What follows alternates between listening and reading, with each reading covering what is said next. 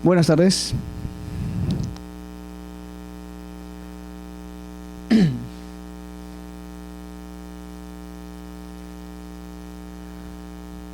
Buenas tardes. Nuevamente continuamos con el desarrollo del diplomado en Derecho Contencioso Administrativo. Habíamos analizado los intereses difusos, aspectos generales nuevamente, y vamos a dar continuidad a las sesiones. Nos hemos quedado en la sesión número 30 y avanzaremos hasta la sesión, a la diapositiva número 45, a fin de que mantengamos un orden correlativo y concluyamos satisfactoriamente esta primera unidad o primer módulo del diplomado.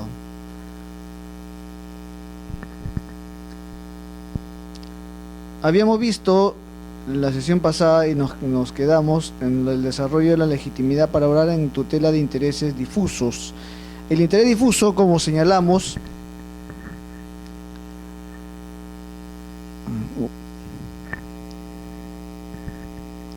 un momento, por favor.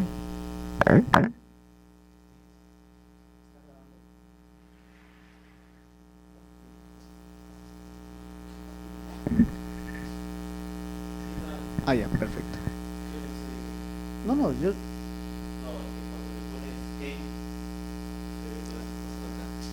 Ah, entonces...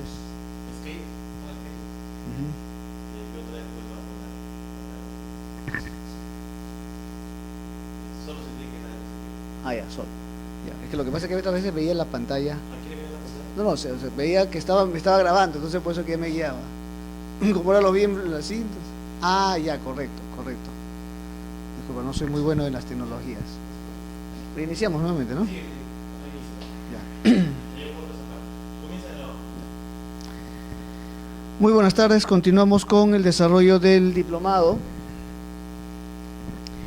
Y vamos a retomar solamente la última diapositiva. Estamos en la diapositiva número 30, vamos a avanzar hasta la diapositiva número 45, a fin de que tengamos un orden con relación al número de diapositivas, los cuales han sido especialmente elaborados en función a las 4 sesiones que constituyen el módulo de este diplomado, que es el primer módulo, y que constituyen, como ustedes podrán advertir, 60 diapositivas divididas entre 4. Y como quiera que es la tercera sesión, empezaremos por la sesión número 30, o diapositiva número 30, y conforme se señaló, continuaremos hasta la diapositiva número 45, a fin de que mantengamos un orden en el desarrollo de esta primera unidad. Bien, nos quedamos viendo la legitimidad para obrar activa en tutela de intereses difusos.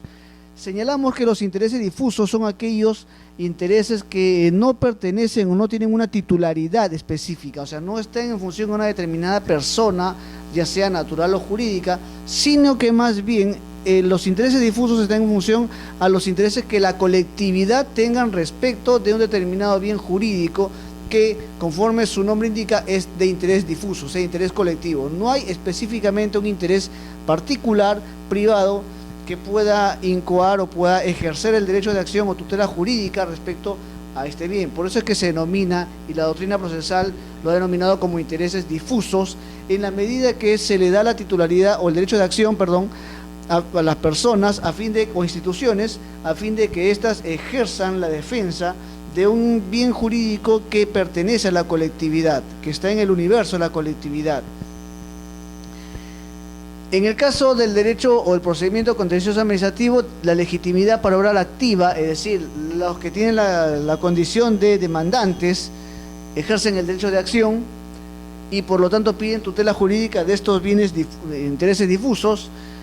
Señala pues que cuando la actuación impugnable de la administración pública vulnera o amenaza un interés difuso, o sea, un interés de la colectividad, cuando la propia actividad de la administración amenaza este interés, tendrá legitimidad para iniciar el proceso contencioso administrativo, primero, el Ministerio Público, segundo, el Defensor del Pueblo y tercero, cualquier persona natural o jurídica. El Ministerio Público, ¿por qué razón? Porque el Ministerio Público es el defensor de la legalidad conforme a su ley orgánica y conforme también señala la propia Constitución Política de 1993. Entonces, en la medida que ejerce el control de legalidad, defiende la legalidad, lo que tiene que ejercer en este caso el Ministerio Público es verificar y demandar, claro está, que se haga un control jurídico como defensor de la legalidad respecto de las actuaciones que ha realizado la administración pública y que de alguna manera se está viendo afectada, o está afectando, para ser más exacto, los intereses difusos de la colectividad. Por ejemplo, si digamos una entidad pública, un gobierno municipal o regional otorga una concesión a una empresa para que pueda desarrollar actividad, digamos, o tala de árboles en un parque nacional que tiene pues la calidad de zona intangible. Entonces, en este caso, como ese es un ejemplo, claro está, entonces en este caso lo que haría el Ministerio Público es que se ejerza un control de legalidad respecto a ese permiso, esa concesión que ha otorgado la entidad pública y que está afectando pues un bien jurídico que pertenece a la colectividad, como es el caso de un parque nacional o una reserva nacional, para ser más exacto. En segundo término está el defensor del pueblo o el ombudsman.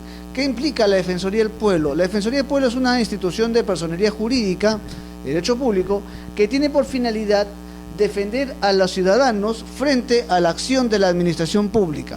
Como tal, lo que hace el Defensor del Pueblo es denunciar, en este caso demandar a través de la acción contenciosa administrativa, a fin de que se ejerce el control de legalidad respecto a una determinada actuación que ha realizado la administración pública y que, claro está, amenaza o vulnera intereses de la colectividad o interés difuso.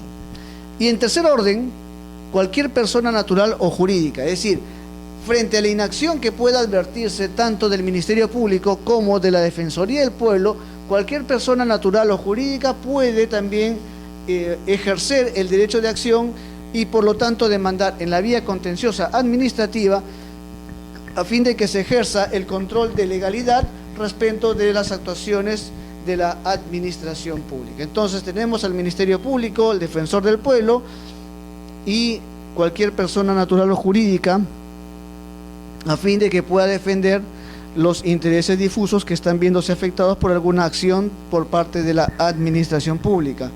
La intervención del Ministerio Público en el proceso contencioso administrativo. Es importante la presencia del Ministerio Público por cuanto, como quiera que el proceso contencioso administrativo tiene por finalidad verificar el control jurídico o realizar el control jurídico de las actuaciones de la administración pública, ya sea a nivel de diligencias o en todo caso a nivel del acto administrativo como el acto o el supremo del procedimiento administrativo, la finalidad del procedimiento administrativo.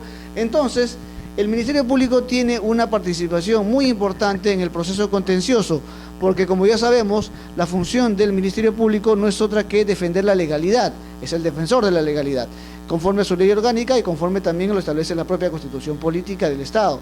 En tal sentido, la intervención del Ministerio Público en un proceso contencioso administrativo se realiza o se materializa de dos maneras, como ente dictaminador y también como parte. Como ente dictaminador, antes de la expedición de la resolución final, o sea de la sentencia, y en casación. En este caso venció el plazo de 15 días para emitir el dictamen, días hábiles se entiende, claro está, para emitir el dictamen, devolver el expediente con o sin él, bajo responsabilidad funcional. Y como parte, cuando se trata de intereses difusos, de conformidad con las leyes de la materia. En este caso ya hemos visto en la diapositiva que precede cómo interviene el Ministerio Público cuando se trata de interés difuso. Como ente dictaminador, lo que ocurre es que aquí no participa como parte. Como ente dictaminador es un tercero, diríamos, que participa en el proceso contencioso, pero no es parte procesal. Aquí lo que hace el Ministerio Público es que una vez admitida a trámite de la demanda, una vez contestada la demanda, una vez que se sanea, se dicta el auto de saneamiento correspondiente y se actúan las pruebas respectivas, antes de la expedición de la sentencia, el juez contencioso administrativo dispone que se remita todo lo actuado al fiscal contencioso administrativo o el que haga sus veces, a fin de que éste emita su dictamen. Pero reiteramos, no actúa como parte procesal. En tal sentido, como quiera que no es parte procesal, lo que va a realizar el Ministerio Público es opinar, emitir su dictamen correspondiente respecto de la procedencia de la demanda, o en todo caso si es que la demanda deviene fundada, debe ser declarada fundada o en todo caso infundada. ¿Por qué razón? Porque en la medida que lo que está en discusión es un control de legalidad sobre la actuación de la administración pública, en consecuencia el Ministerio Público tiene que participar a fin de que él dictamine y opine si es que el acto o la actuación de la administración pública cuestionada en el proceso contencioso reviste de legalidad o no. Si es que el acto tiene vicios que debe conllevar a su nulidad y así ser declarada por el juez, o en todo caso si es que el procedimiento administrativo a su vez contiene vicios procedimentales que también pueden afectar la validez del procedimiento o incluso del acto administrativo. Entonces, lo que hace el Ministerio Público es revisar todo el expediente a fin de que emita su dictamen sobre la legalidad de toda la actuación de la administración pública realizada durante el procedimiento administrativo.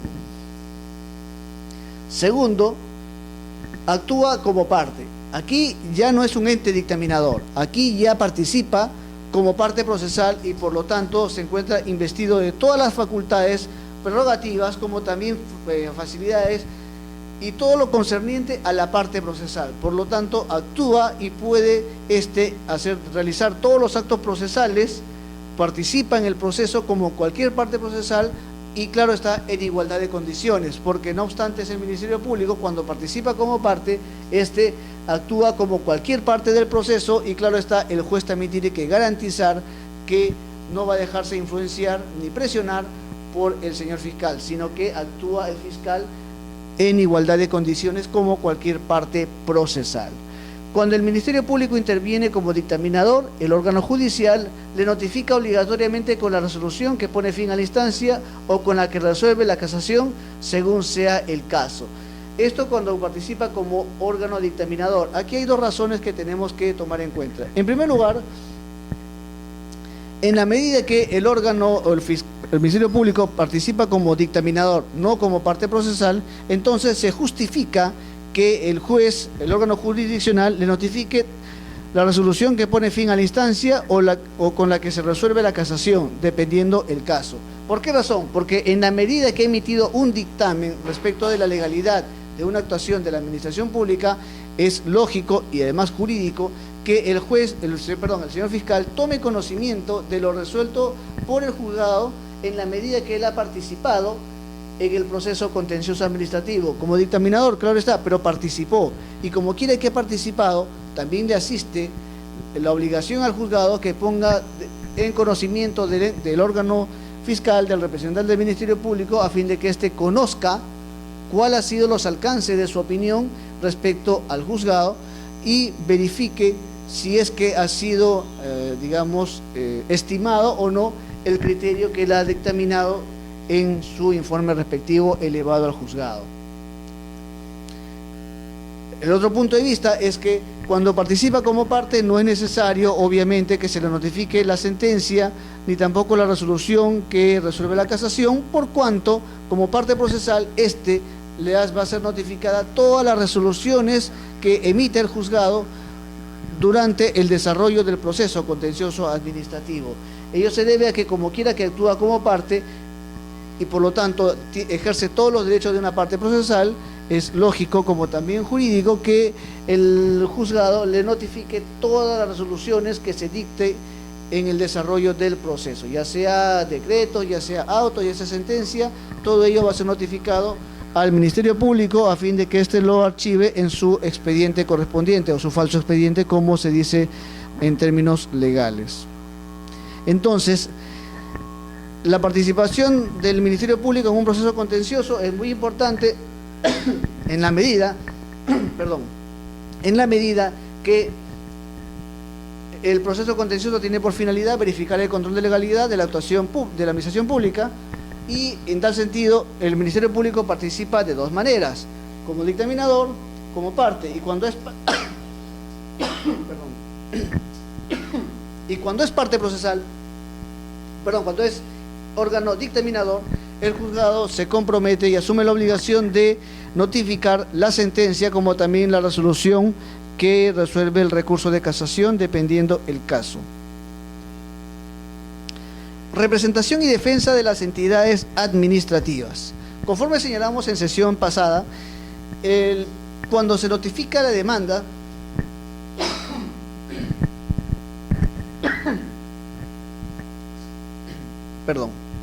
cuando se notifica la demanda al Estado, cuando es emplazado, hemos señalado que la demanda le es notificada tanto a la entidad como también es notificada al señor procurador. ¿Por qué razón? Porque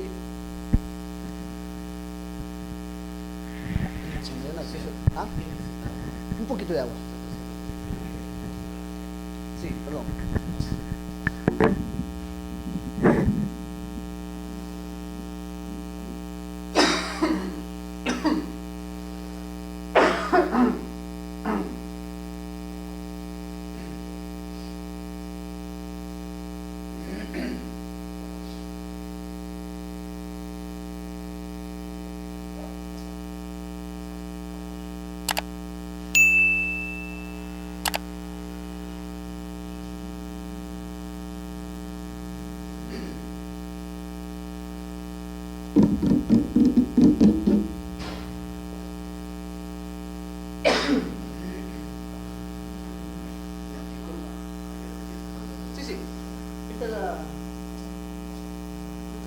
Tengo que editar esa parte. Ya.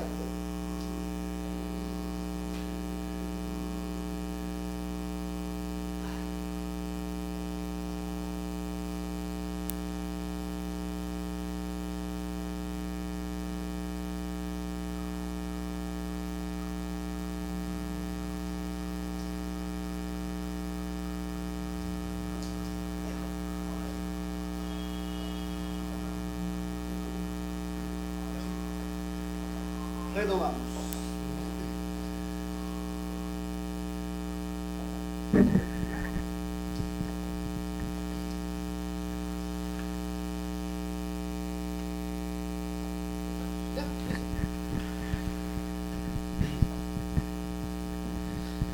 Bien, representación y defensa de las entidades administrativas.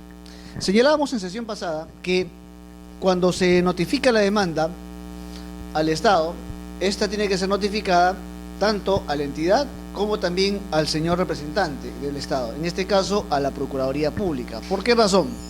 Porque de acuerdo a la Constitución Política y también siguiendo la tendencia del derecho comparado, la defensa de los intereses a nivel jurídico corresponde a la Procuraduría Pública.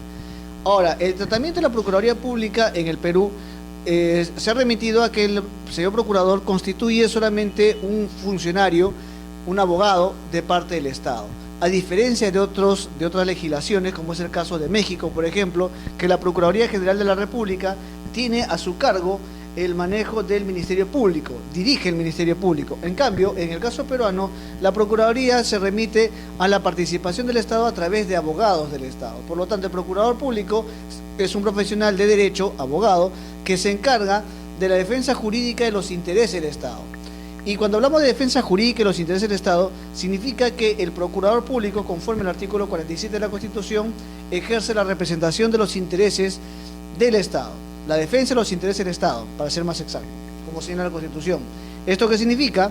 Que la defensa de los intereses del Estado se va a ejercer a nivel judicial, a nivel administrativo, como también ante el fuero privativo, ya sea militar o fuero arbitral, o incluso en sede internacional. El Procurador Público, de acuerdo a la Constitución y conforme también a la actual legislación, que es el Decreto Legislativo 1068, que regula o que crea el sistema de defensa jurídica del Estado, establece pues que el Procurador Público participa en defensa del Estado como un abogado del Estado, pero claro está, con un reconocimiento como tal y se encuentra investido de prerrogativas que la ley establece, ¿no? Ahora bien, cuando se trata de la representación y defensa de los intereses del Estado a nivel administrativo, esta defensa es ejercida por la Procuraduría Pública competente o cuando lo señale la norma correspondiente por el representante judicial de la entidad debidamente autorizado.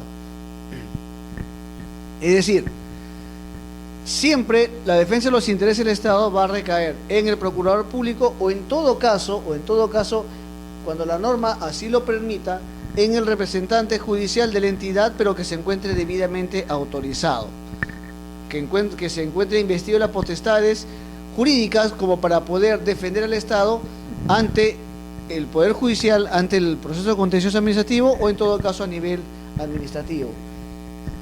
Todo representante judicial de las entidades administrativas, dentro del término para contestar la demanda, pondrá en conocimiento del titular de la entidad su opinión profesional motivada sobre la legalidad del acto impugnado, recomendándole las acciones necesarias en caso de que considere procedente la pretensión.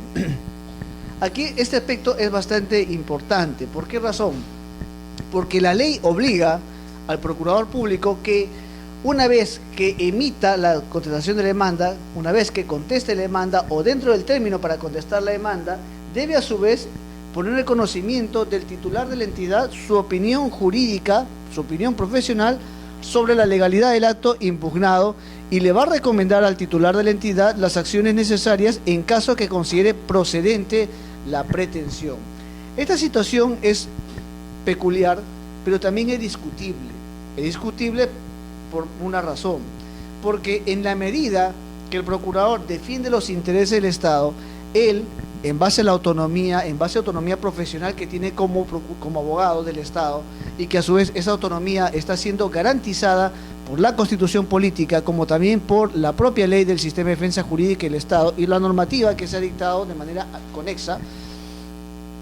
Entonces, el procurador es autónomo para establecer su criterio profesional respecto de la defensa de los intereses del Estado. Ahora, ¿cuál es el problema o que se puede hallar en la práctica respecto de esta disposición?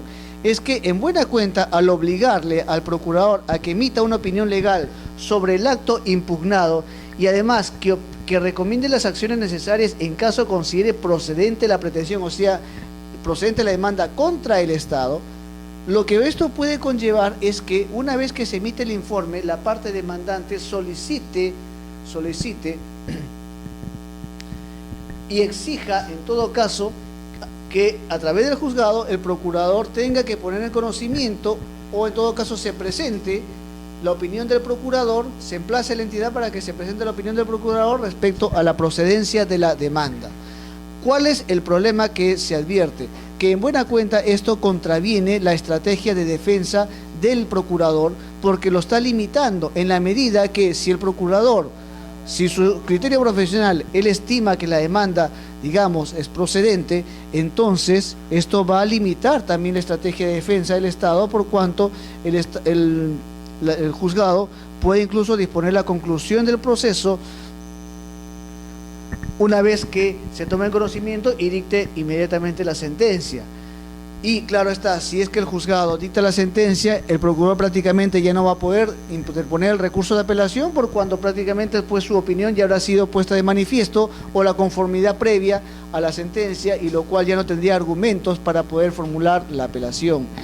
En tal sentido, este criterio que establece la ley es cuestionable por cuanto puede limitar la estrategia de defensa del procurador. No olvidemos que el procurador es un abogado especializado y como tal, él establece los criterios de defensa de su cliente, que es el Estado. Y en la medida que la ley le obliga a opinar respecto a la procedencia, entonces podría limitar también su posición y también podría generar pues una situación no tan cómoda en el proceso, por cuanto en las audiencias correspondientes podría ser emplazado respecto a la opinión que ha sido vertida. En todo caso, esta temática es bastante delicada, por cuanto el procurador en sí con este mandato legal se estaría restando también la autonomía que establece la Constitución Política, por cuanto el procurador debe mantener una reserva respecto a su cliente. Y aquí, como abogados que somos, entonces uno también debe guardar una reserva respecto a su estrategia y no puede esta ser divulgada por cuanto limitaría la estrategia de defensa del profesional abogado. Este es un criterio que se maneja y que es legítimo, es jurídico, por cuanto los abogados debemos tener también una debida reserva sobre nuestra debida estrategia que vamos a formular para defender los intereses de nuestros clientes. Por lo tanto, el hecho de que le obliguemos al procurador para que opine e incluso si es que la demanda puede ser procedente y así se le obliga al procurador para que opine, para que informe, entonces podría limitarse la estrategia de defensa y además la autonomía de la cual goza el procurador, que está a su vez consagrada en el decreto legislativo 168 y que tiene sustento en la Constitución política cuando señala que la defensa de los intereses del Estado recae en el procurador. En fin, es un criterio discutible que lo dejamos ya para otra oportunidad.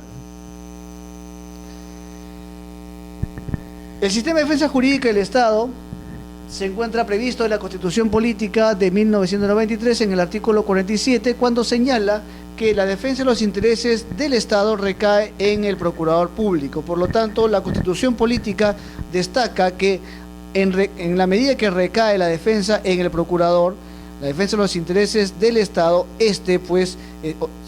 goza de la autonomía respectiva, porque como todo profesional debe elaborar la estrategia de defensa a fin de salvaguardar los sagrados intereses del Estado. Entonces, en la medida que la defensa del interés del Estado recae en la persona del procurador, debe gozar de autonomía y además de independencia a fin de que pueda ejercer la mejor estrategia respecto a los intereses del Estado, que reiteramos son sagrados, en la medida que reviste de interés público la defensa jurídica del Estado. Ahora bien, en el marco normativo, el decreto ley 17537, que era el decreto ley de la defensa judicial del Estado, establecía o regulaba un marco normativo de la defensa del Estado a través del procurador, pero la limitación de esta ley o el decreto ley era que este decreto ley solamente enfocaba la defensa del Estado, pero a nivel judicial.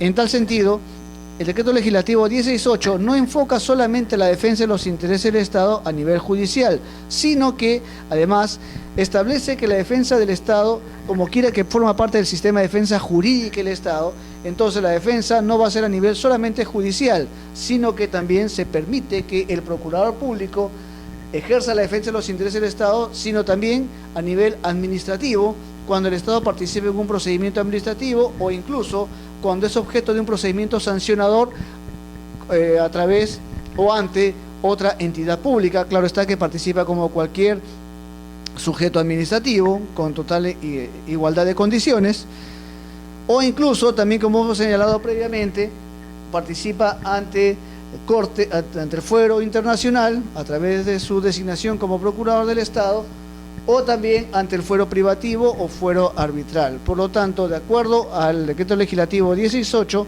la defensa de los intereses del Estado recae en el procurador público, pero esta defensa, a diferencia de su precedente normativo, ya no es a nivel solamente judicial, sino que a nivel administrativo, a nivel arbitral, a nivel privativo, como también en el fuero internacional. Entonces, el procurador público, como abogado del Estado, participa no solamente en el ámbito judicial, sino también a nivel de procedimientos administrativos, reiteramos, como es el caso de los procedimientos sancionadores. Y claro está, la participación del procurador público se remite al principio de igualdad de partes procesales. Por lo tanto, y conforme señalamos también como fundamento del proceso contencioso administrativo, el juzgado tiene que garantizar a las partes que la participación del procurador se va a realizar en igualdad de condiciones, a fin de que el Estado tampoco puede ejercer un privilegio con relación a las demás partes que participan en el proceso contencioso administrativo.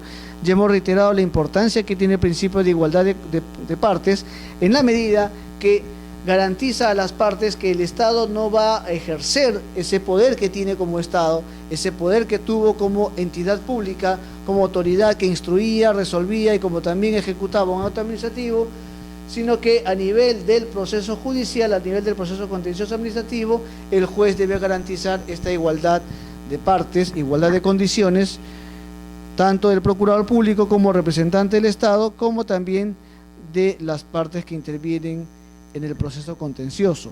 Y hemos señalado que el artículo 47 de la Constitución establece que la defensa de los intereses del Estado se encuentra a cargo de los procuradores públicos conforme a la ley, y el Estado se encuentra a su vez exonerado de pagos de gastos judiciales. Cuando hablamos de gastos judiciales se refiere a todos gastos que genere o que irrogue el proceso judicial. Si bien es cierto, la Constitución política señala que el acceso a la justicia es gratuito, eso no significa que no haya que realizar algunos pagos, porque el acceso es gratuito, lo cual es cierto.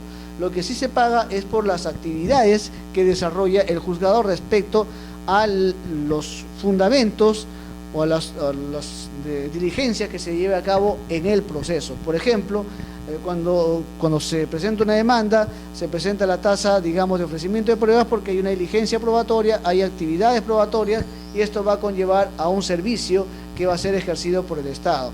En este caso, el acceso es gratuito, a nadie se le puede limitar el derecho a la tutela jurisdiccional efectiva, por cuanto ya hemos señalado que es un derecho autónomo, independiente, no está sujeto a condición alguna, pero eso no significa que no se realicen gastos a nivel del proceso. En el caso del artículo 47, el Estado se encuentra exonerado, conforme a su último extremo, de los gastos judiciales, del pago de gastos judiciales. Este principio, si bien es cierto, afecta el principio de igualdad de partes, por cuanto las partes demandantes también presentan su demanda y pagan los costos que ello genere, y en buena cuenta eso podría quebrar la igualdad de partes, pero también es una situación que se encuentra debidamente justificada y a su vez es razonable en consecuencia. ¿Por qué razón? Porque no olvidemos que el Estado es quizá la parte procesal que tiene mucho más procesos judiciales que cualquier otra parte. O sea, vamos a encontrar a nivel judicial tanto procesos penales, procesos laborales, procesos contenciosos administrativos, procesos civiles, y en todos estos juzgados especializados siempre vamos a encontrar que una de las partes es el Estado. En el proceso penal participará como parte civil cuando es agraviado, cuando los delitos afectan al Estado. En el ámbito contencioso administrativo, cuando se cuestiona obviamente la actuación de los intereses del Estado, la actuación de la administración pública, y por lo tanto participa como parte. En el caso civil, cuando por ejemplo el Estado participa en algún proceso civil, ya sea como parte demandante o como parte emplazada, claro está a nivel de su procurador. En fin, en todos los juzgados especializados siempre vamos a encontrar la participación del Estado, siempre. En tal sentido, si al Estado le obligamos a que pague las respectivas tasas judiciales, eso podría colapsar incluso el propio presupuesto público, por cuanto el Estado no podría cubrir tanta cantidad de actividades procesales. Por lo tanto, se justifica que en el caso del Estado, éste se encuentre exonerado del pago de gastos judiciales, es decir, aquello que ha generado la actividad procesal en la cual participe el Estado. Ahora bien, respecto al pago de gastos judiciales, también se ha discutido mucho si es que el Estado puede también ser exonerado del pago de multas. Aquí el tema sí es bastante discutible. ¿Por qué razón? Porque si bien es cierto por un lado, el Estado al momento de pagar multas, es el Estado que paga a una entidad del Estado, o sea, una entidad del Estado paga una multa a favor de otra entidad del Estado. Entonces, se cuestiona el hecho por el cual el Estado se estaría pagando a sí mismo. Sin embargo, debemos tener en cuenta que en el caso de multas, el Código Procesal Civil señala que el pago de multas directamente va a ir al patrimonio del Poder Judicial, por lo tanto le va a permitir al Poder Judicial realizar aquellos gastos que son inherentes a la función jurisdiccional. Por lo tanto, también es justificable, es razonable, por otro lado, que en el caso del Estado, se encuentra exonerado de los gastos judiciales, pero no de las multas. Más aún, si la multa no se deriva propiamente de un gasto, de una actividad procesal. Es decir, nosotros realizamos alguna actividad procesal, como por ejemplo, ofrecimiento de pruebas, interponemos un recurso de apelación, que es una actividad procesal, y en ese caso es razonable que el Estado no pague la respectiva tasa, por cuanto eso es una actividad, pues un gasto que está dentro del proceso. Sin embargo, en el caso de multas, la situación cambia, por cuanto no solamente eso va directamente al patrimonio del Poder Judicial, sino que también la multa está en función a una determinada conducta. La multa es una sanción que impone el órgano jurisdiccional por alguna situación de conducta que ha sido cometida, o una infracción, para ser más exacto, alguna infracción que ha sido cometida, o una acción que ha vulnerado una regla de conducta procesal por parte del Estado a través de su procurador, o en todo caso de los abogados que participan en representación del Estado, delegados por el señor procurador. En este caso, pues, vemos la diferencia que hay entre un gasto judicial propiamente dicho, que, reiteramos, se genera por una actividad procesal, y estamos viendo la diferencia de una multa que se deriva de una actuación, pero referida a una o sustentada en una conducta procesal que vulnera reglas de conducta procesal. En la medida que afecta la buena fe procesal, la lealtad procesal, entonces el juzgado impone el pago de una multa. En ese caso, como quiera que se trata también de una acción derivada de un acto de conducta de la parte procesal, en este caso el Estado, estaría justificado que se exonere de gastos, más no de una multa. La prueba en el proceso contencioso administrativo. Vamos a estudiar aquellos principios que regulan la prueba y que son aplicables de una manera implícita al proceso contencioso administrativo. ¿Por qué decimos ello? Porque en el caso del proceso contencioso administrativo,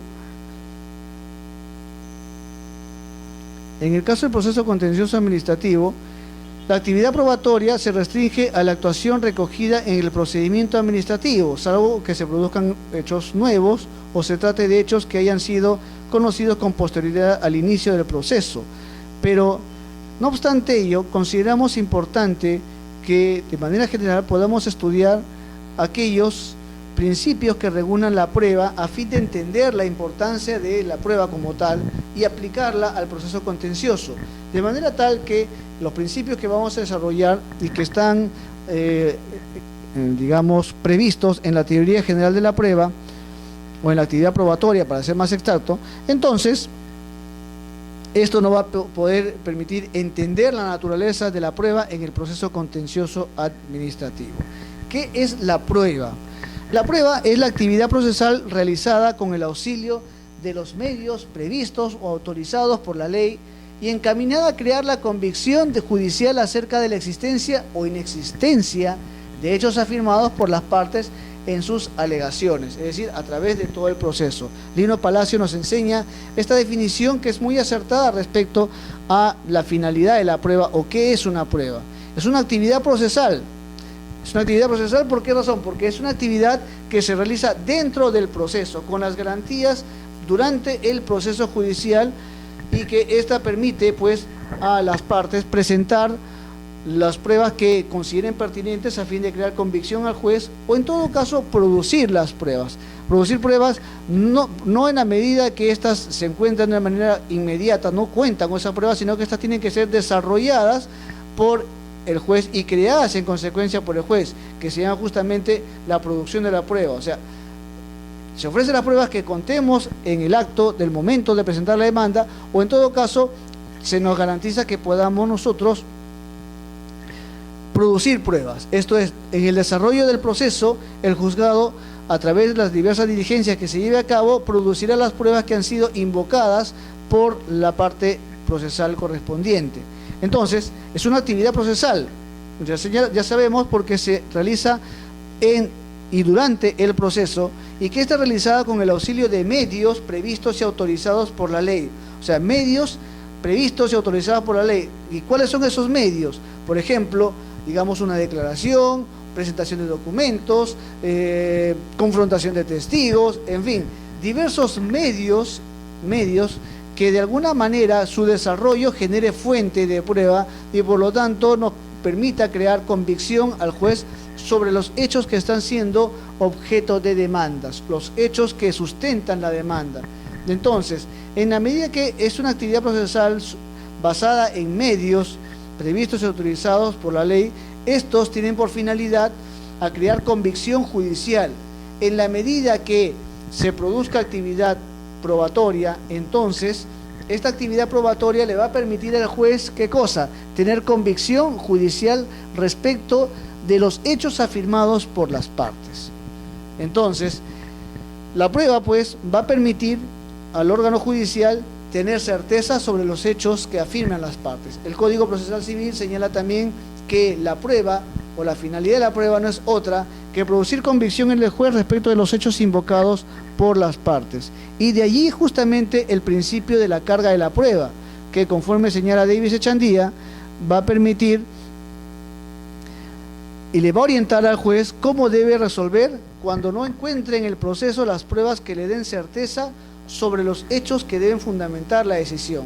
Es decir, Davis Echandía nos enseña que la prueba contiene una regla de juicio por medio del cual le va a indicar al juez cómo debe resolver cuando no encuentre en el proceso las pruebas que le generen certeza sobre hechos sobre los cuales se sustentan la decisión, sobre los cuales se debe sustentar la decisión. No encuentra pruebas.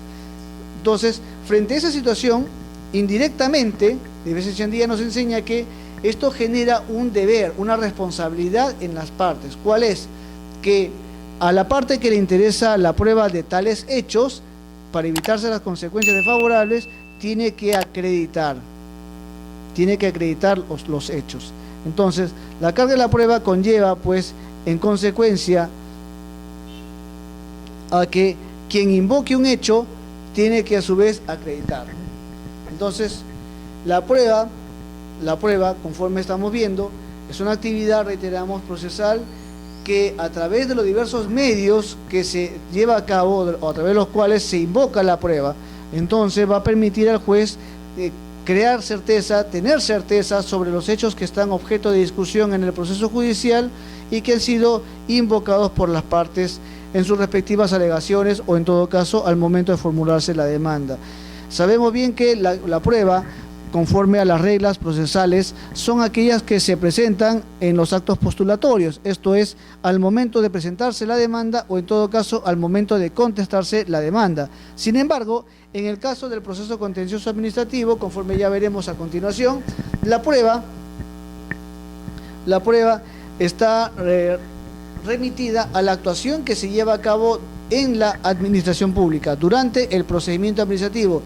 Hablando digamos de una manera más concreta, la prueba en el proceso contencioso administrativo se remite a la verificación del expediente administrativo. Por eso es que es muy importante que cuando se formula la demanda y se conteste, el procurador público presente como parte procesal, dentro del plazo razonable que establece la ley, presente todo el expediente, una copia certificada del expediente administrativo, a fin de que el juzgado verifique la legalidad de lo actuado en sede administrativa. ¿Qué va a ocurrir en consecuencia si el Estado no presenta el expediente administrativo?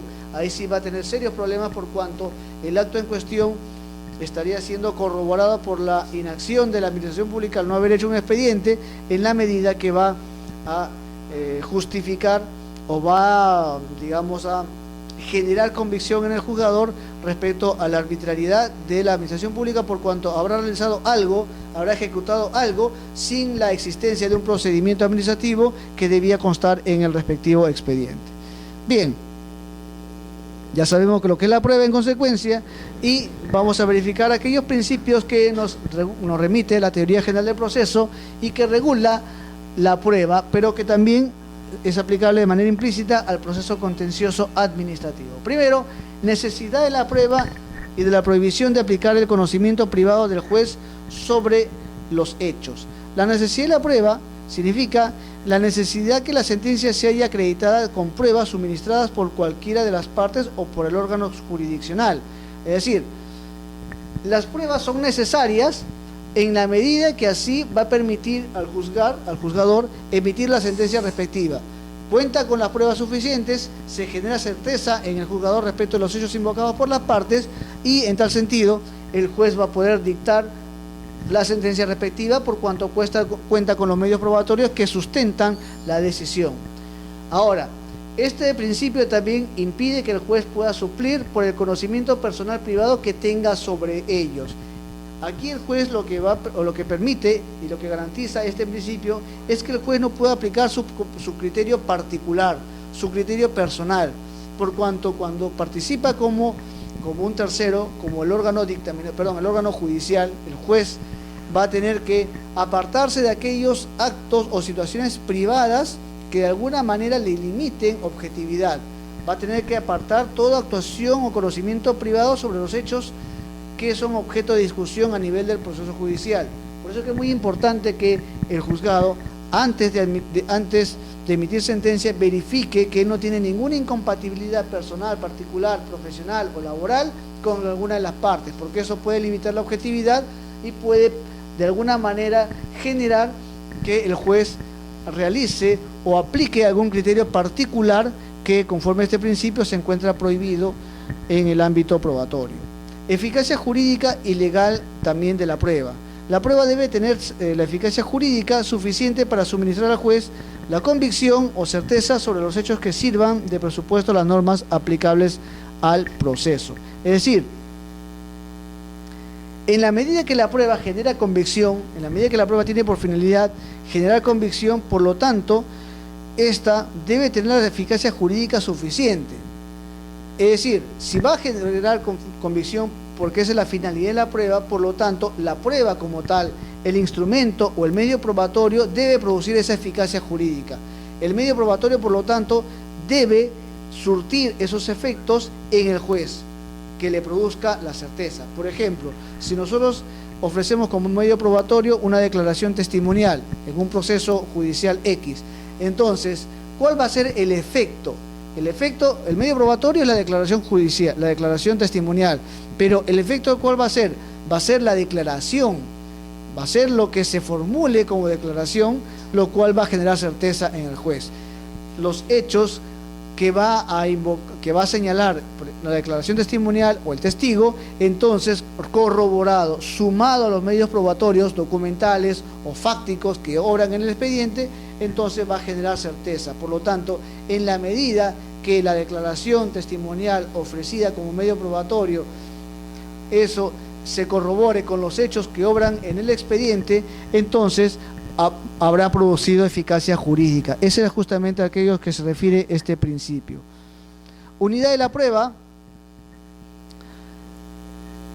El conjunto probatorio forma una sola unidad y como tal debe ser examinado y merituado por el juez confrontando las diversas pruebas. Es decir, en el expediente judicial, las partes van a ofrecer, en el proceso judicial para ser más exacto, las partes van a ofrecer diversos medios probatorios, tanto demandante como demandado. Ahora, al margen del valor que tenga cada parte y cada medio probatorio ofrecido por las partes, y que además estos han sido confrontados con las pruebas que han ofrecido también la contraparte, demandante o demandado, pero todo ello forma una sola unidad probatoria. Una sola unidad probatoria, de manera tal que cuando se remite la actividad probatoria va a ser aquella que conste en el respectivo proceso judicial. Por lo tanto, todas las pruebas en general, formuladas o invocadas tanto por demandante como por demandado, forma a su vez una sola unidad probatoria. A eso se refiere la unidad de la prueba.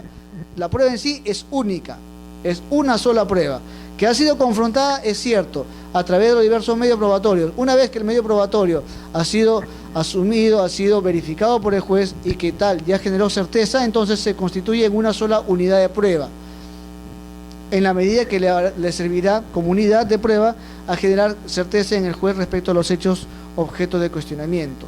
Principio de adquisición de la prueba. Este principio es importante en la medida que va a permitir al juzgador establecer que la prueba que es aportada por una parte no va a ser invocada por esta a fin de que le favorezca solamente a ella. De manera tal que la prueba no pertenece a quien la aporta o la suministra, al margen de quién. O sea, la prueba la presenta la parte demandante o la parte demandada. Eso es algo que es incuestionable. Lo determinante es que una vez que se incorpora al proceso, una vez que es ofrecida y admitida como tal por el juzgador y se incorpora al proceso, entonces esta prueba ya no pertenece a quien la aportó. De manera tal que no va a permitir que esta parte se beneficie única y exclusivamente con la prueba. Si esa prueba de alguna manera beneficia a la otra parte, es porque en virtud del principio de unidad probatoria y a la adquisición de la prueba se incorpora al proceso y no permitirá que sea única y exclusivamente aplicable a la parte que la ha presentado. Por eso es que una vez que se presenta el medio probatorio, se adquiere por parte del proceso y en base a la unidad probatoria generará certeza en el juzgador. Esto, reiteramos, es muy importante por cuanto el principio de adquisición de la prueba no va a permitir que la parte que se ve afectada con una prueba invoque la nulidad del acto procesal, señalando que esa prueba que ha sido ofrecida por él no podía perjudicarle a él.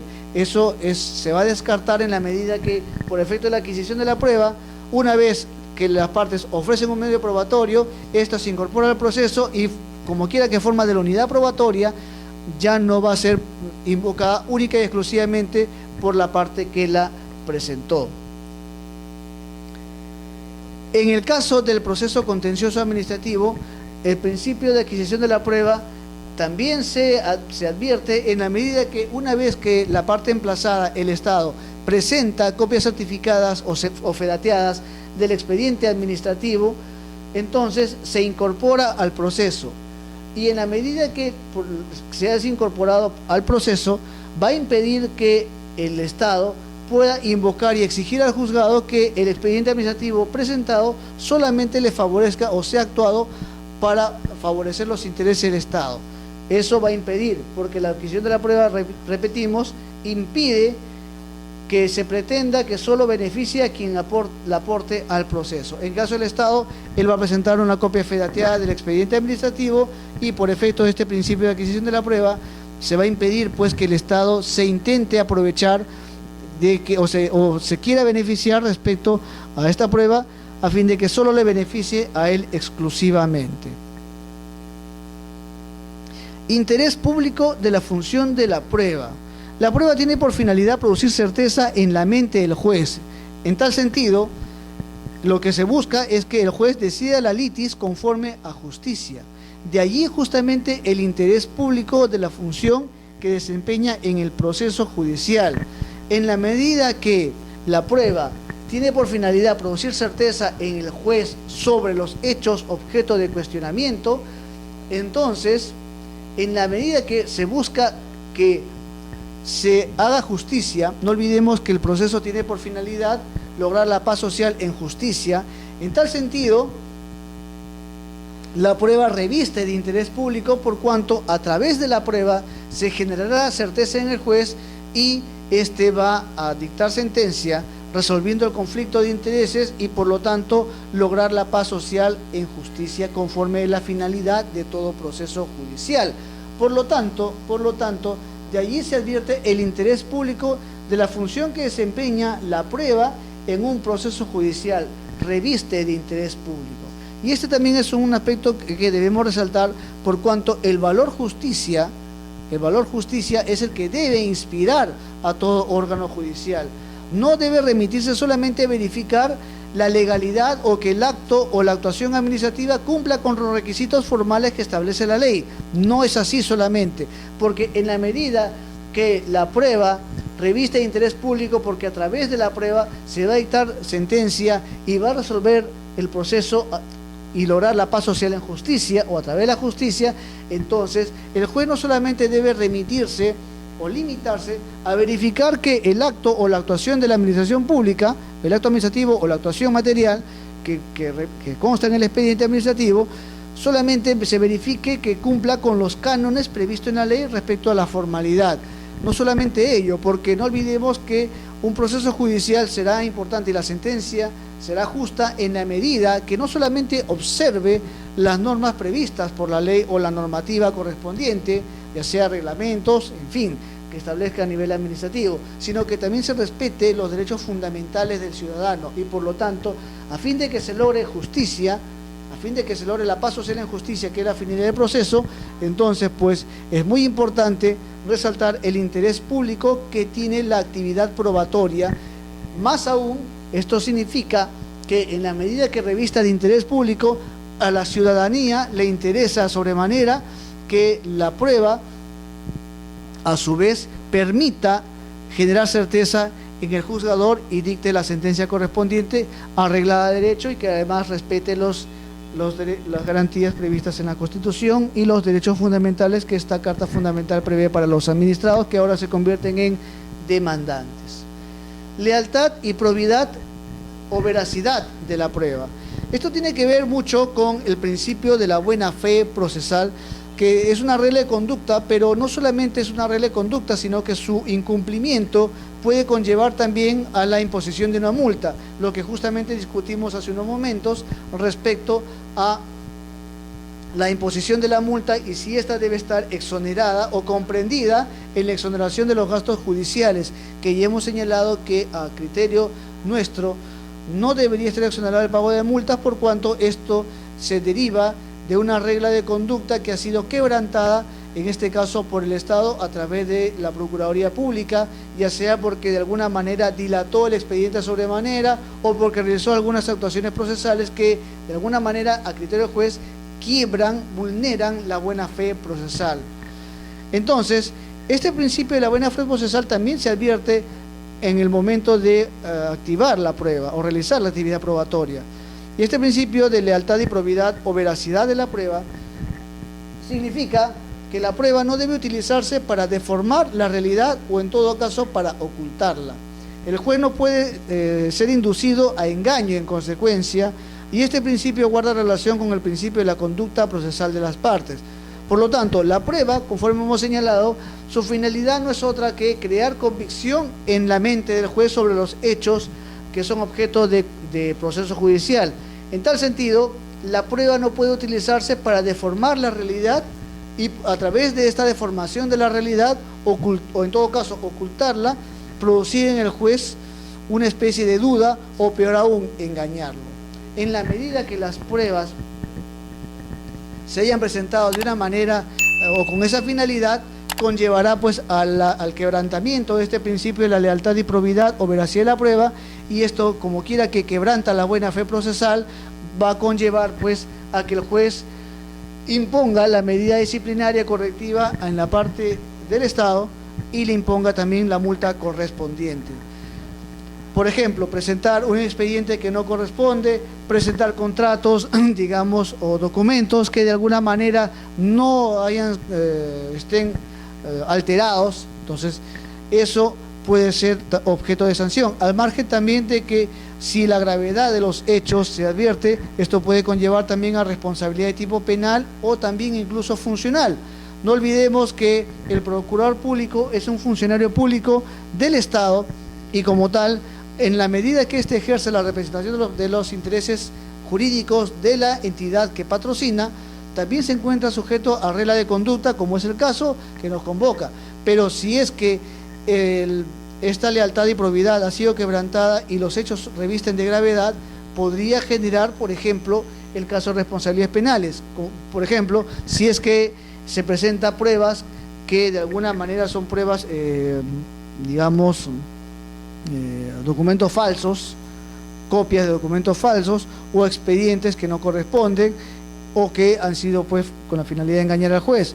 Esto puede conllevar a la apertura de responsabilidades penales o también funcionales si es que el juez lo pone en conocimiento y los hechos ameritan la imposición de una medida disciplinaria por parte del Consejo de Defensa Jurídica del Estado como órgano tutelar rector de la función judicial o la defensa jurídica del Estado. Contradicción de la prueba.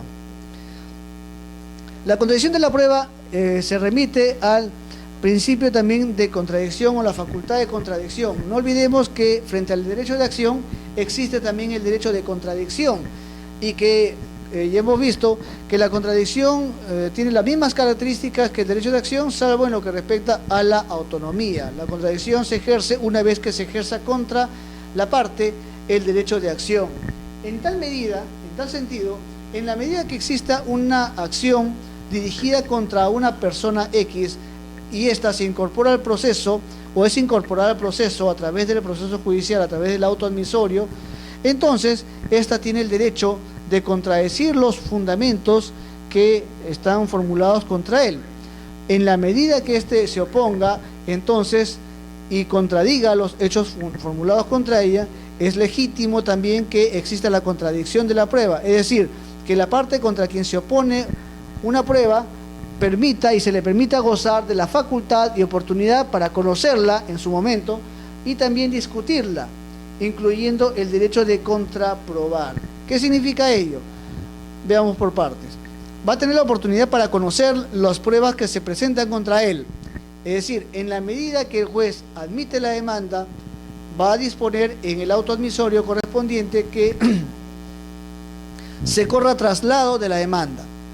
Correr traslados, como abogados que somos, sabemos que correr traslado es notificar, poner en conocimiento con el auto admisorio la demanda a fin de que la parte emplazada conozca los fundamentos de la demanda, pero también conozca los medios de prueba. Por eso es que debe conocer los medios de prueba. Y a su vez se le permite conocer, pero también discutir los medios probatorios que se formulan contra él. ¿Qué permite discutir?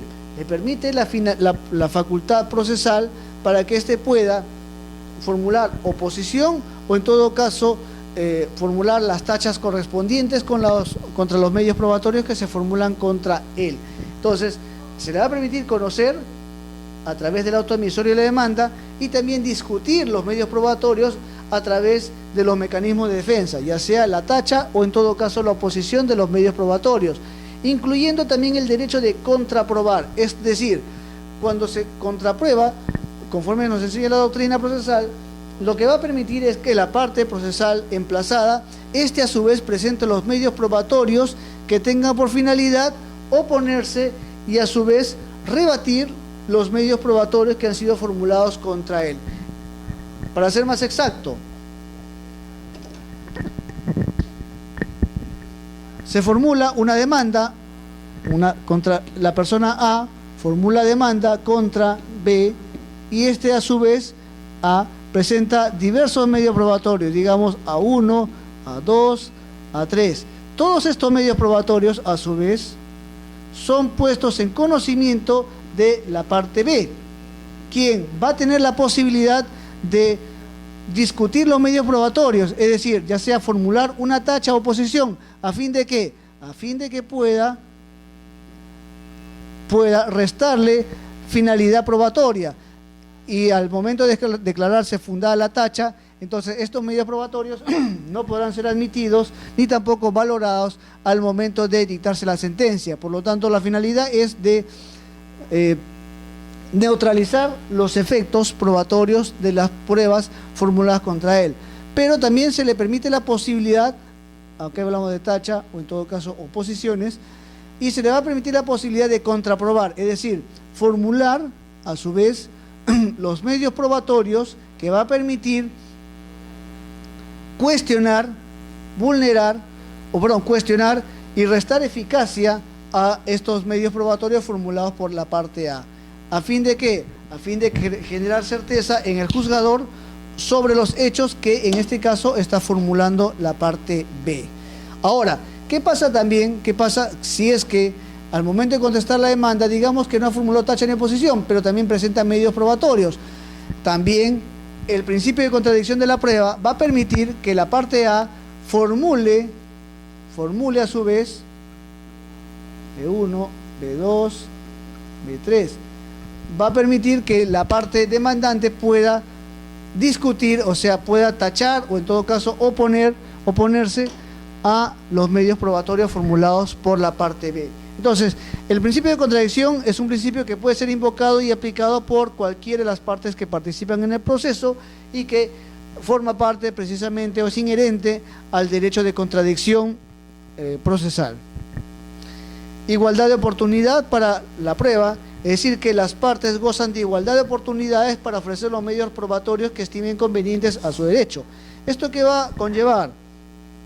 Va a permitir en consecuencia que las partes tienen la misma posibilidad, ya sea para presentar los mismos medios probatorios o todos los medios probatorios que estimen conveniente a su derecho. Si es que no ejercen esta facultad, eso ya quedará a criterio de cada parte procesal y por lo tanto se someterán pues a las consecuencias respectivas. No olvidemos que por la carga de la prueba, cada quien que invoque un hecho debe acreditarlos, y si no se acreditan los hechos invocados, entonces asumirán las consecuencias de ellos. ¿Cuál es? Que no se estimen los fundamentos que han formulado al momento de ejercer la actividad probatoria o postulatoria, perdón. Formalidad y legitimidad de la prueba. La prueba reviste los requisitos extrínsecos que están referidos a las circunstancias de tiempo, modo y lugar.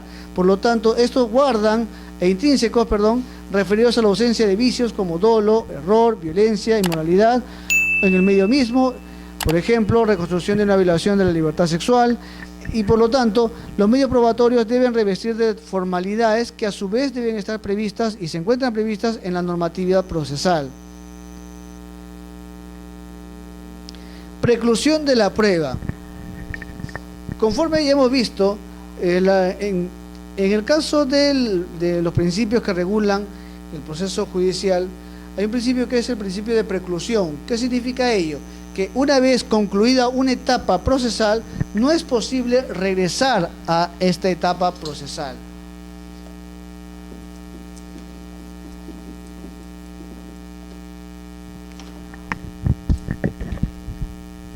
¿Qué significa? Que digamos, tenemos la etapa en el proceso, la etapa postulatoria, tenemos la etapa probatoria, luego tenemos la etapa del saneamiento procesal, luego tenemos la etapa de la sentencia, luego tenemos la etapa de la etapa impugnatoria y luego la etapa final, que es la emisión de la resolución final en el proceso. Cada de estas etapas del proceso significa que una vez concluida una etapa, ya no va a ser posible regresar a la otra. Concluyó esta etapa, va concluyendo, y una vez que nos encontremos en una etapa determinada, ya no es posible regresar a las etapas que han culminado anteriormente o previamente en el proceso. Por eso es que se denomina el principio de preclusión procesal. En el ámbito de la prueba, implica que las pruebas tienen que ser presentadas, incorporadas al proceso en la etapa correspondiente y en nada afecta a quien no necesitaba proponer las pruebas distintas de las ya existentes. O sea, las pruebas se actúan en la etapa respectiva. En el caso del proceso peruano, siguiendo también la normativa contemporánea,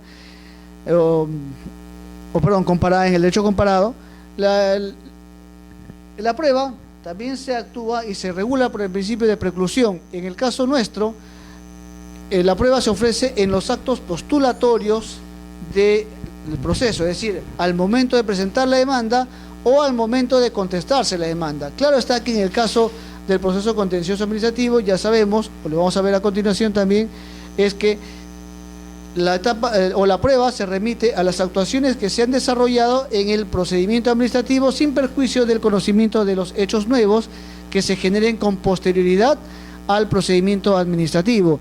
Pero aún así, las pruebas tienen que ser ofrecidas. Es decir, se va a presentar el expediente administrativo una vez que se conteste la demanda, pero estos tienen que ser ofrecidos al momento de formularse la demanda o en todo caso al momento de contestarse la demanda.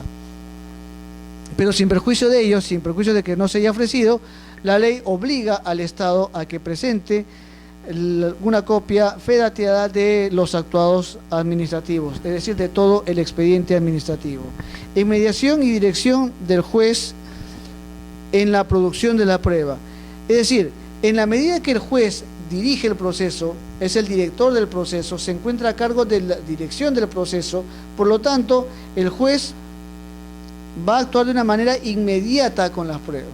Es decir, el principio de inmediación procesal se va a advertir, se va a cumplir en la medida que el juez tiene acceso inmediato a las pruebas que han sido presentadas u ofrecidas al momento de formularse la demanda o contestarse, es decir, en los actos postulatorios.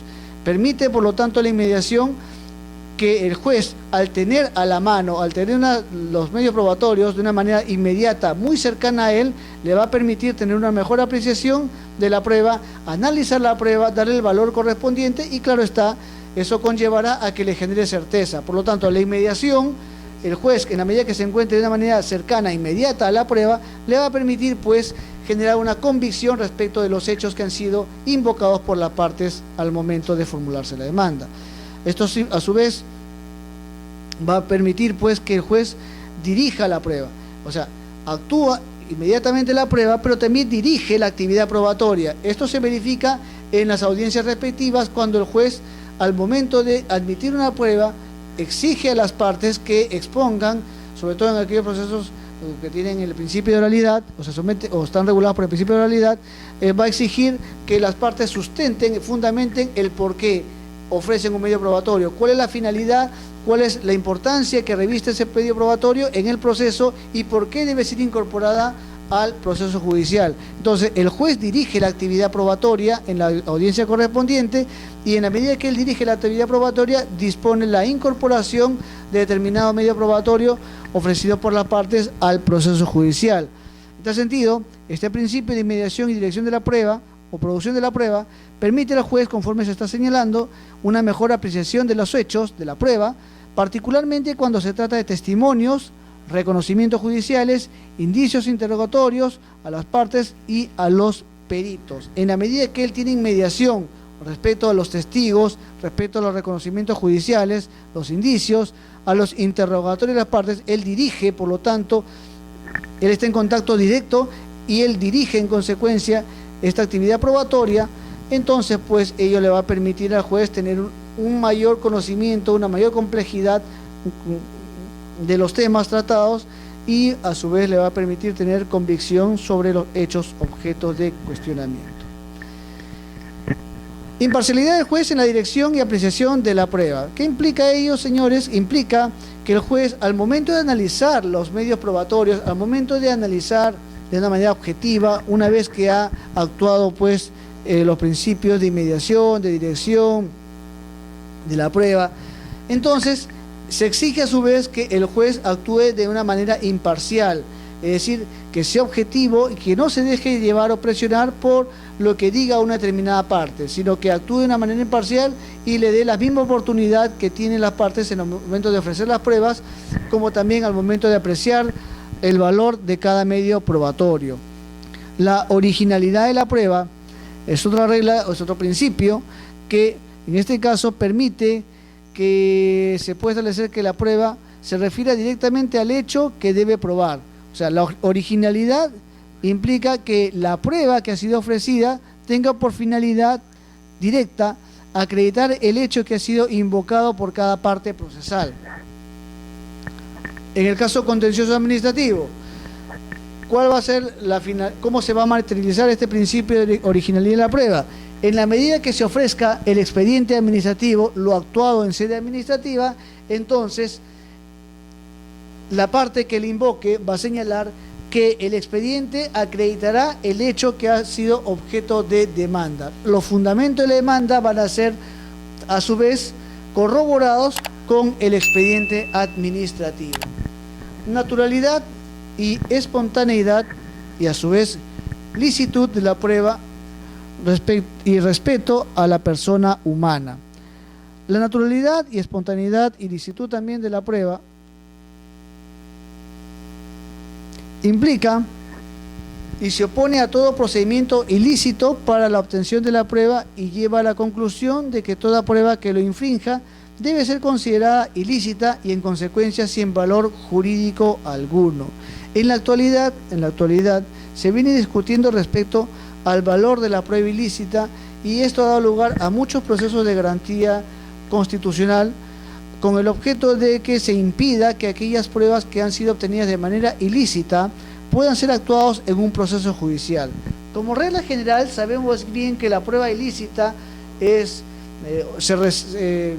genera repulsa en el ordenamiento jurídico, por cuanto no se puede permitir que una actividad probatoria que ha sido obtenida de una manera ilícita se incorpore al proceso judicial y de alguna manera perjudique o sea actuada en contra de la persona sobre la cual se ha realizado este acto ilícito. Por ejemplo, no se puede ofrecer o no se puede actuar como prueba una declaración, un reconocimiento que ha efectuado, digamos, una parte, pero que ha sido obtenida a través de un medio de tortura.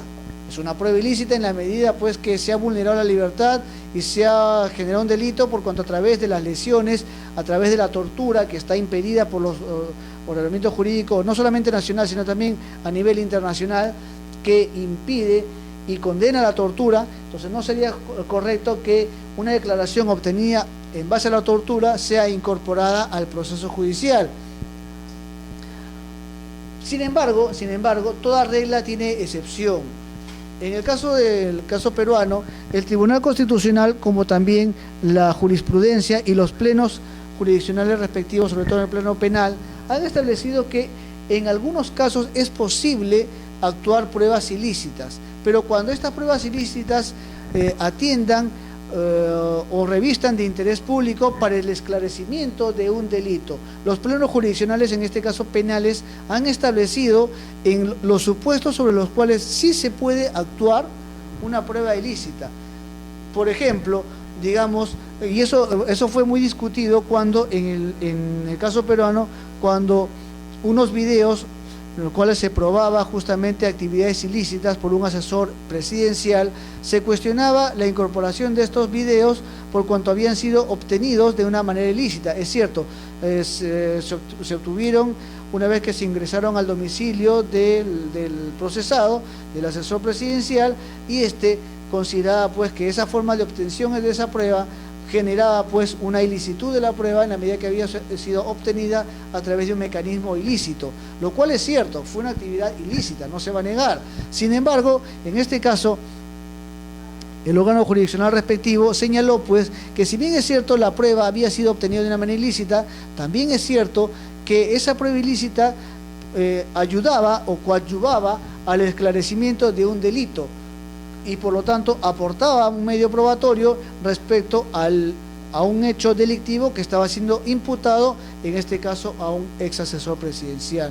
En estos casos, por ejemplo, y además ya los plenos jurisdiccionales penales han establecido pues que la prueba ilícita como regla general no se puede actuar en un proceso judicial.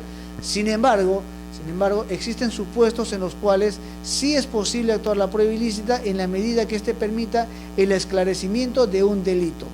Si es posible que, por ejemplo, un video, por ejemplo, documentos, digamos, cartas, en fin, diversa documentación que de alguna manera su obtención ilícita permita esclarecer un delito.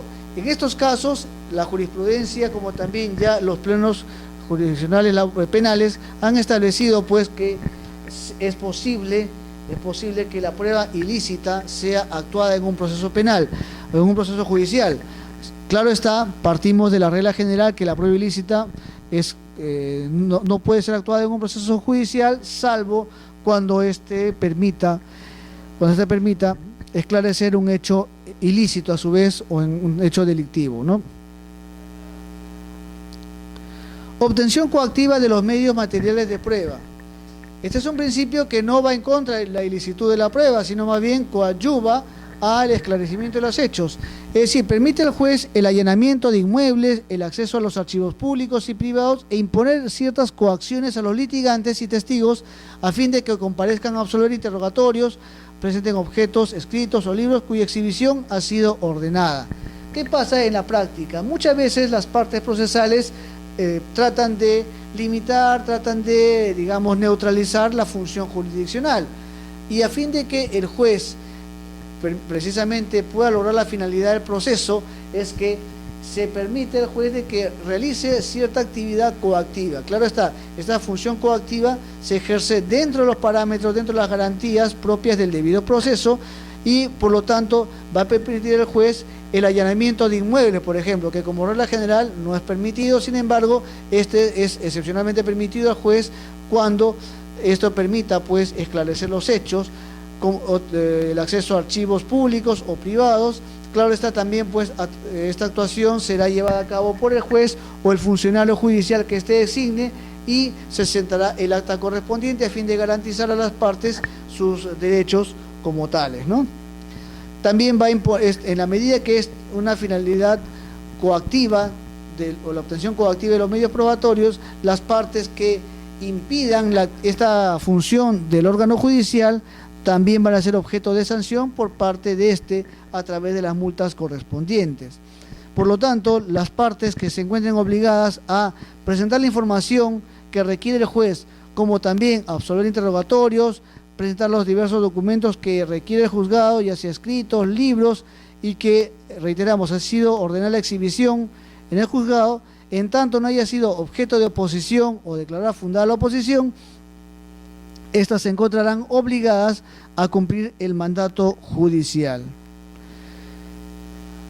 La apreciación de la prueba, que va a permitir que la prueba será objeto de valoración en cuanto a su mérito para llevar al juez al convencimiento de los hechos que interesan el proceso.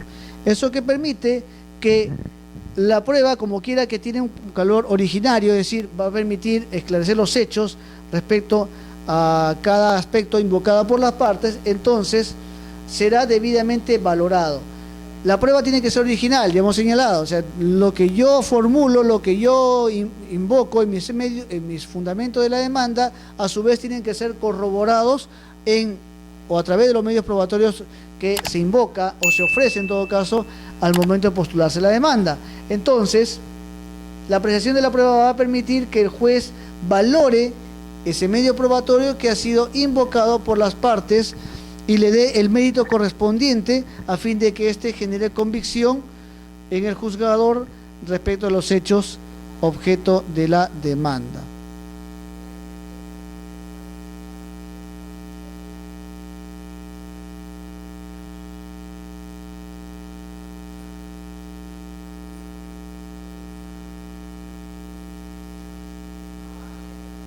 La carga de la prueba.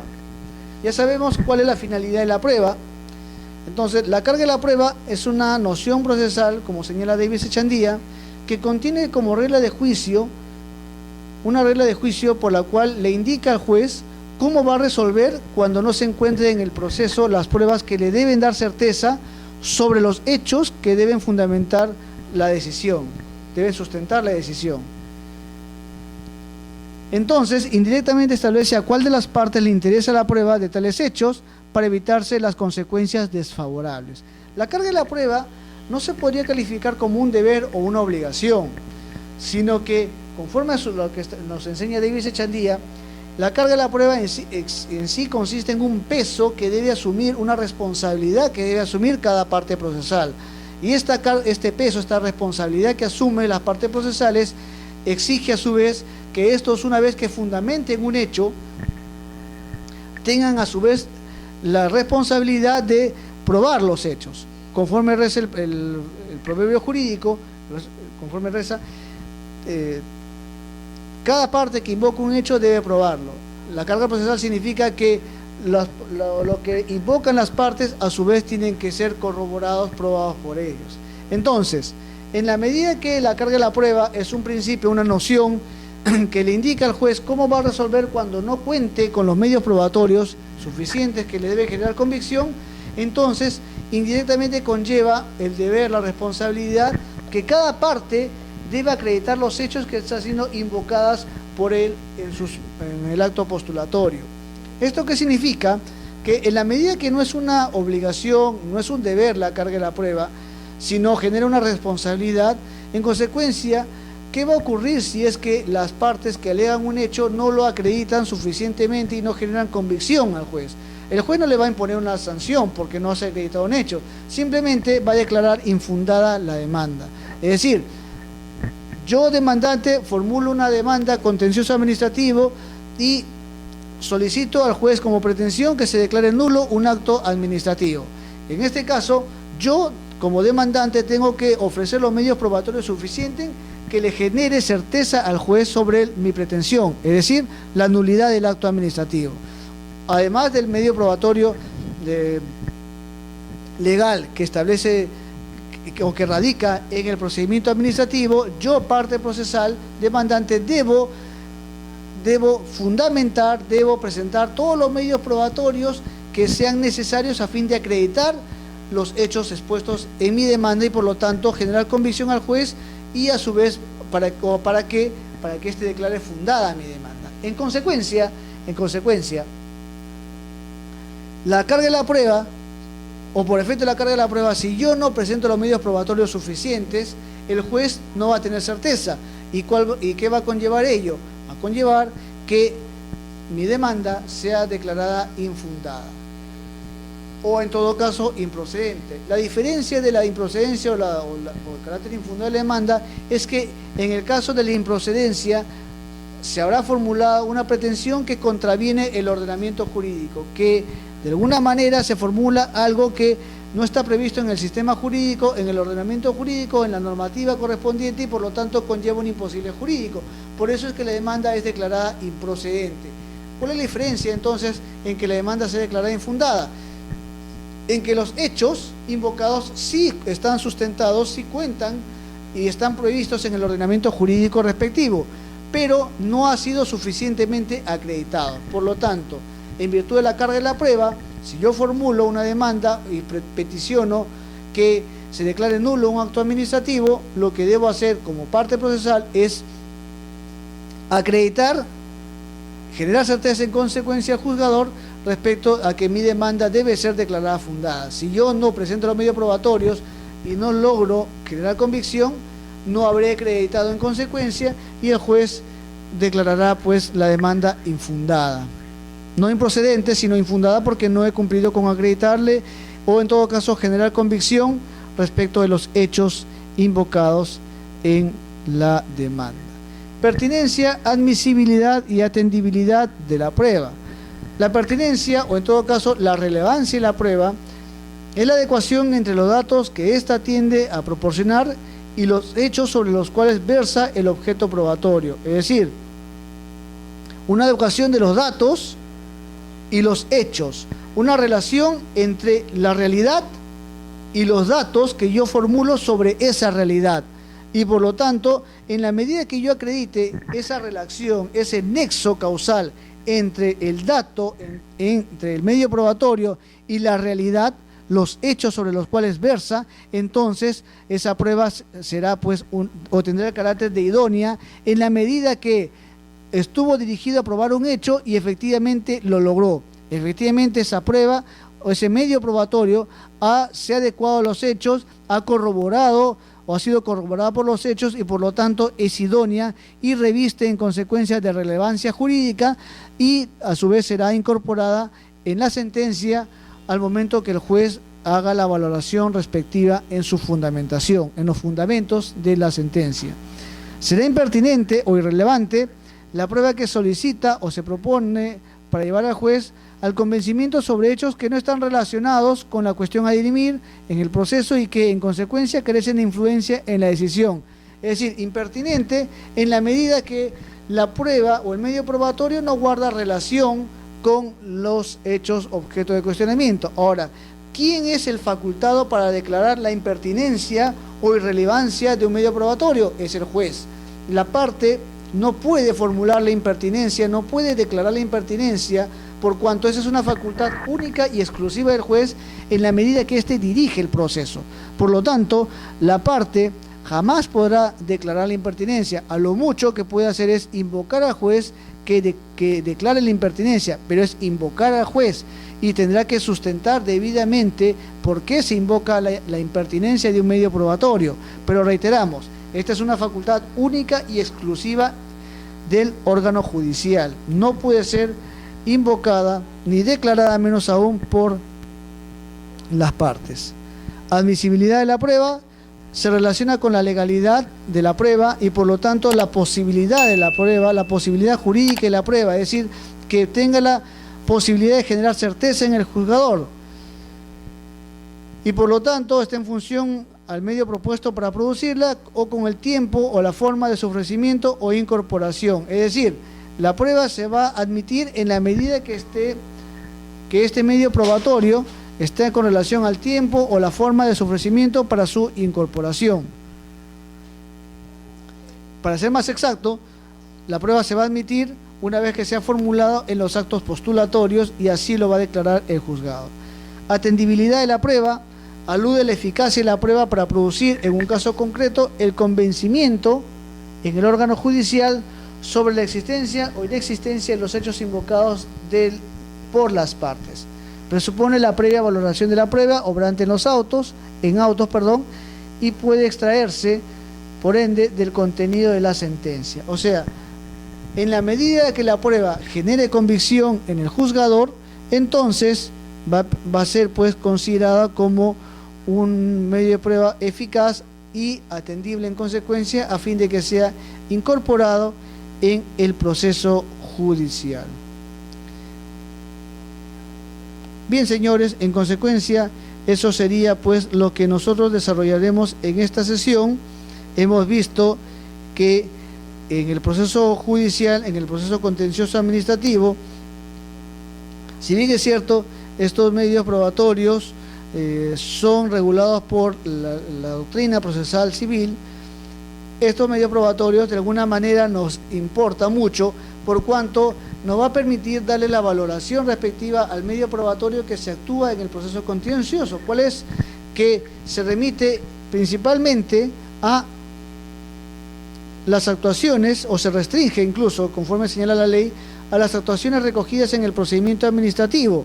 Por lo tanto, es muy importante pues que nosotros le demos el valor respectivo a este medio probatorio que es el expediente administrativo, a fin de que una vez actuado en el proceso, incorporado en el proceso contencioso administrativo, podamos nosotros, a través de los principios que hemos señalado, darle el valor respectivo. Por ejemplo, ¿qué pasaría si es que el procurador o el representante del Estado exige que el expediente administrativo, en la medida que ha sido presentado por esta parte procesal, no sea aplicado en contra de los intereses del Estado?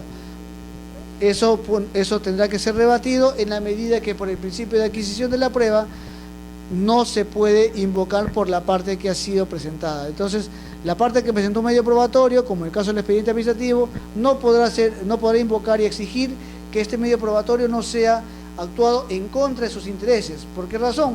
Porque el expediente, una vez, o la copia certificada o fedativa del expediente, una vez incorporado al proceso judicial, al proceso contencioso administrativo, se incorpora al proceso, forma parte del proceso, y por lo tanto, en la medida que se incorpora al proceso, su finalidad no va a ser otra que generar certeza en el juzgador sobre los hechos que versa el proceso contencioso administrativo.